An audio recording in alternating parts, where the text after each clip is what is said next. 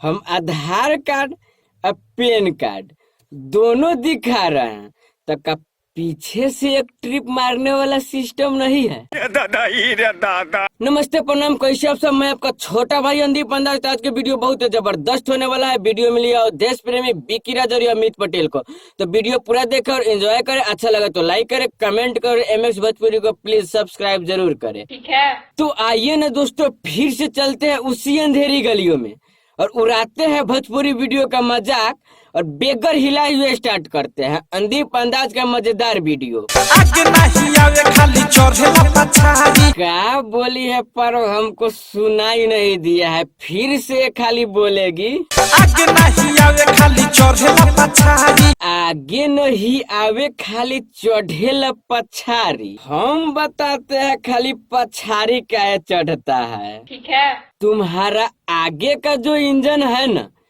उसमें ढक हो गया है, इसीलिए आगे से नहीं चढ़ता है, खाली पछाड़ी से चढ़ता है। आगे नहीं आवे खाली चढ़ेला पछाड़ी। नहीं भाई लोग, हमको समझ नहीं आ रहा, ठीक है, कि किस एंगल से चेयर प्लेट पछाड़ी से चढ़ रहा है, ठीक है? मुझे तो जहाँ तक दिखाई दे रहा है कि आगे से चढ़ रहा है। तुमको कहाँ से दिखाई देगा? ये भोजपुरी वीडियो है, कुछ भी कर सकता है।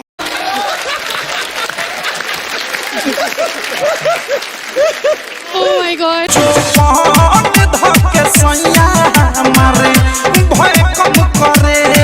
नहीं भाई लोग, हमको कोई प्रॉब्लम नहीं है, ठीक है? जोबन ध के भय कम करे या नीचे वाला इंजन में उंगली लगा कर भय कम करे, ठीक है? लेकिन साला समझ नहीं आ रहा है, इस लवंडा का सैयद जो बंधा के भय कम कर रहा है कि इस पारो का सैयद जो बंधा के भय कम कर रहा है। दादा जब से भतारे बाटे गावा न करइले, एको दिन हम के न लगे बस तइले। जब से भतार बाटे गवना करैले, एको दिन न लगे बस उतैले, ठीक है? नहीं अमित भाई, हम यहाँ काहे के लिए बैठे हैं?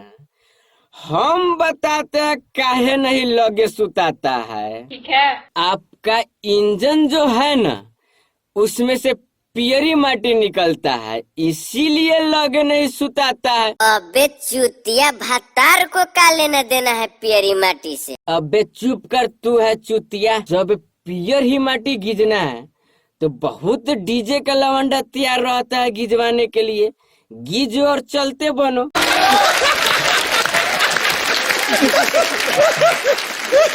Oh my God! अरे पता ले, एक चीज समझ नहीं आ रहा है।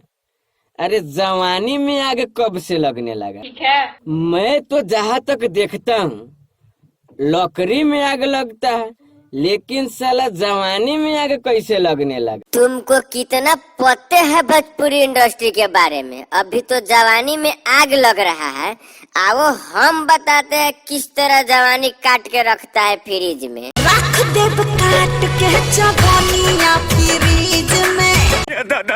दादा सुते भतारे करी हानि में।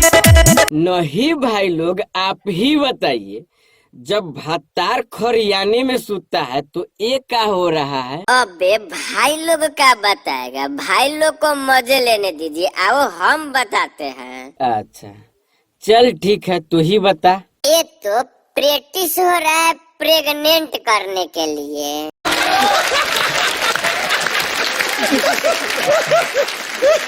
Oh my God! आधारी कार्ड जवान देखाई रे, लहंगा उहे उठाई। नहीं बिकी भाई, हमको कुछ सुनाई नहीं दिया है।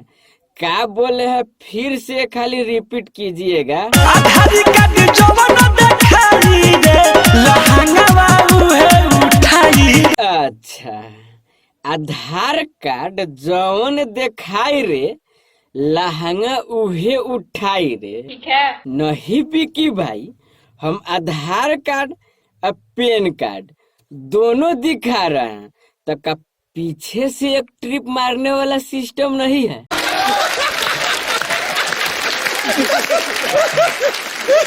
Oh my God! god. तो आज के लिए इतना ही, मिलते हैं फिर नेक्स्ट वीडियो में। वीडियो सिर्फ इंटरटेनमेंट के लिए बनाया गया है, कोई अपने दिल पे ना ले। अच्छा लगे तो लाइक करे, कमेंट करे और MX भोजपुरी को प्लीज सब्सक्राइब जरूर करे।